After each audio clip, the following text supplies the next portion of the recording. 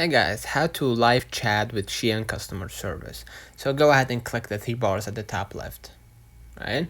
You're gonna see on the left hand menu if you want to choose a different kind of product. Now what you're gonna do, you're gonna see like a headphone at the bottom right next to the profile icon. Just go ahead and press it, and this will take you to chat or live chat support, right? And start asking if there's a problem with your order, if there's a problem with the shipment, whatever that might be, or the refund policy doesn't make sense. Just go ahead and start chatting with the live support, or excuse me, with the customer service, and now you're gonna be able to refer, or maybe they will refer you to a someone in the customer service team to actually answer your question, or you will be able to fix it through their AI.